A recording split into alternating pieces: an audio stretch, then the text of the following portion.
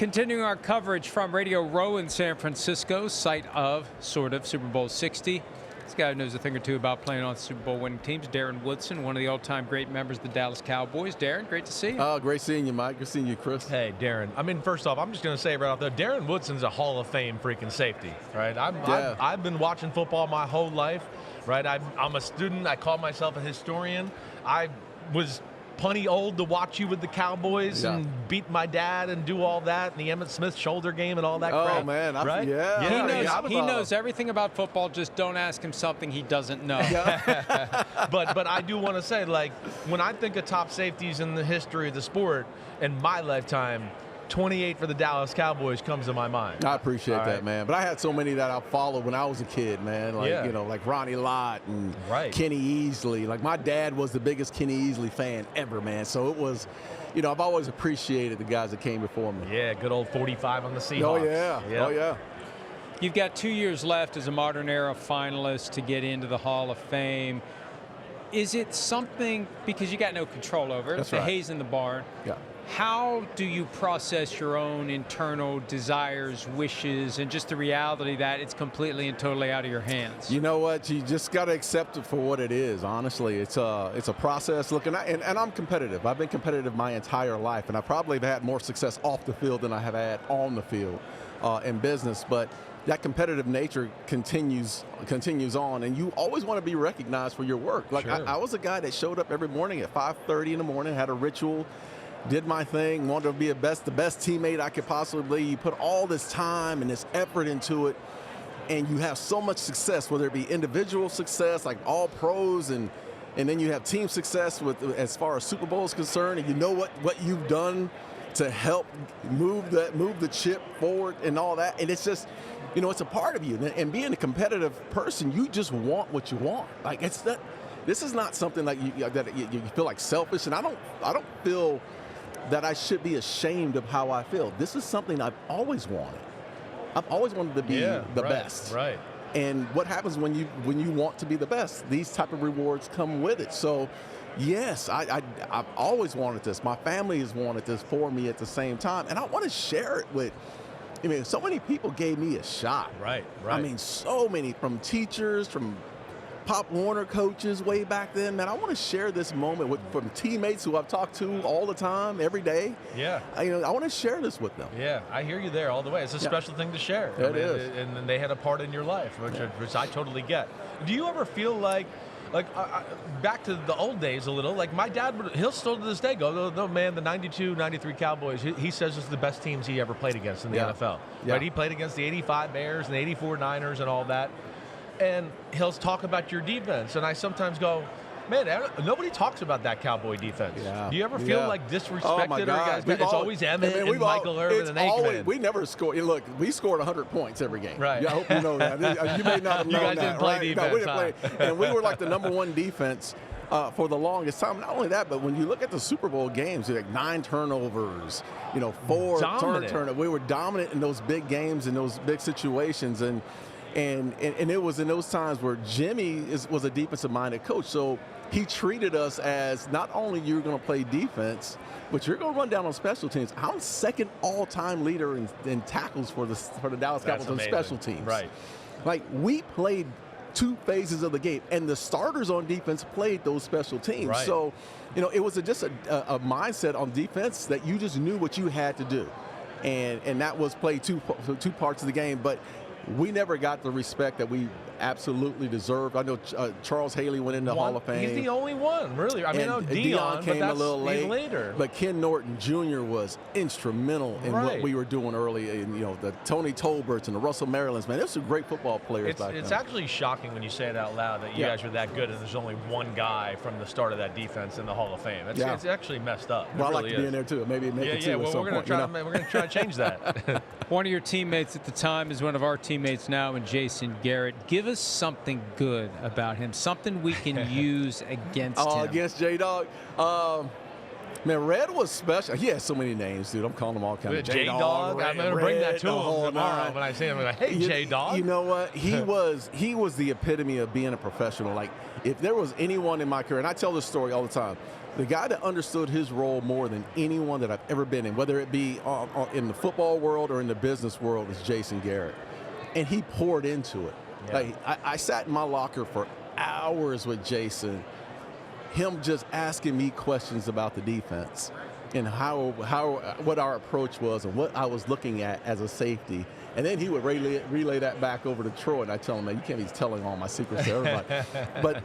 But I would ask him the same questions, and this guy taught me. I mean, I can tell you, like Mike Zimmer, my defensive coordinator, Dave Campo, another one, Bill Parcells, and I put Jason Garrett in there as far as people who poured into me and taught me how the offense was looking at us. Wow.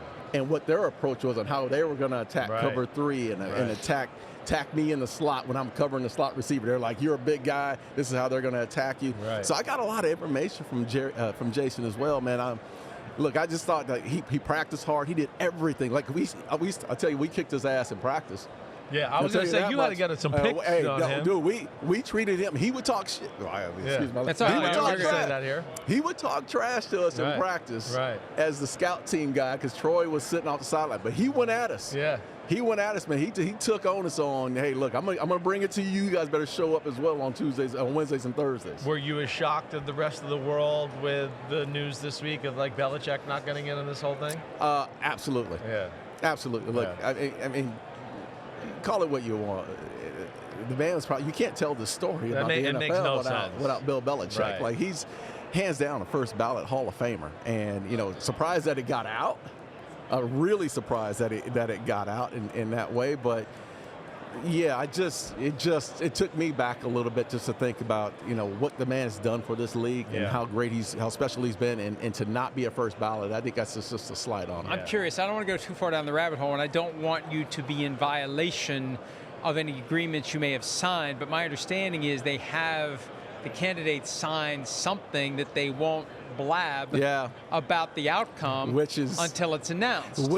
That was the most surprising part of this. Yes, that he didn't get in was surprising, but that it got out, that there was conversations that were being had. Is there a document you have to sign? No, there's no document. Oh. It's just, look, it's honor system. It's an honor system, and not only that, it means something. Whether I get in or I don't get in, it means something special to the guys that do get in. Is there something about that? Yeah. Like there's a code there to where you just don't give up that kind of information. You let those guys enjoy that moment. I've had to go through this for 3 or 4 years and 4 times, and it's do I want to be in? Yes, but it's their moment.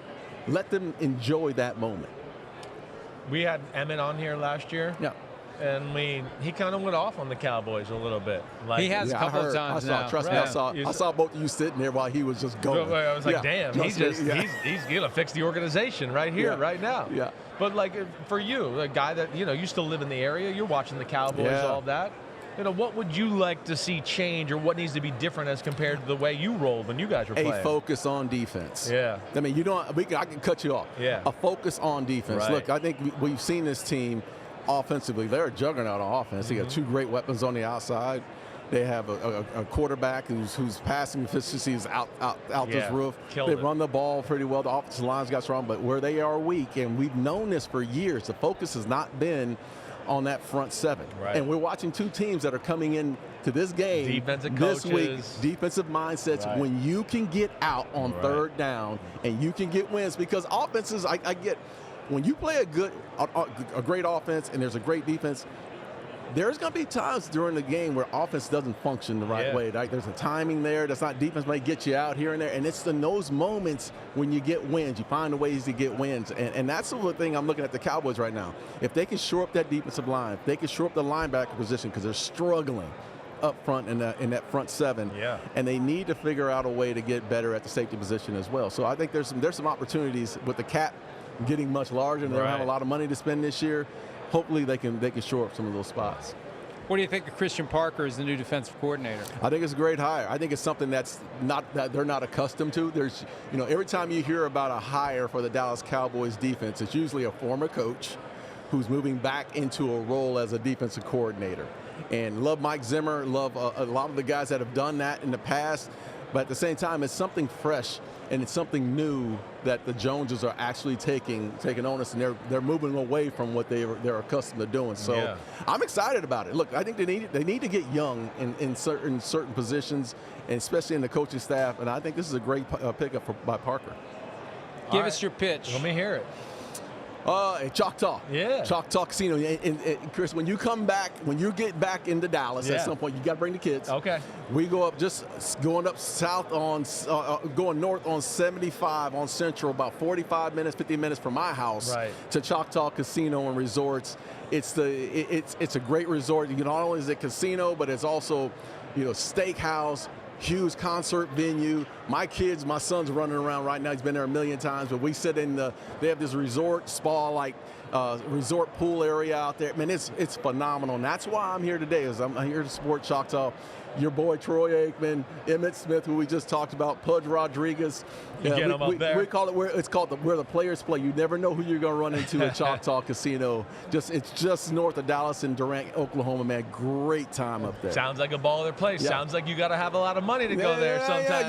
Come on, man. When you come on out, we'll party a little bit. We made a funny comment with Darren a few minutes ago about he's doing really well in his second career after football, and I threw out man, you must be worth a lot of money. He didn't deny it. He kind of just was like, 100 million was the figure. We're doing good. Denial. He was like, we're doing good. Just kept going. Just kept talking. Everything's good. Life is good. All right, well, Darren, we wish you the best. We'll all find out on Thursday night.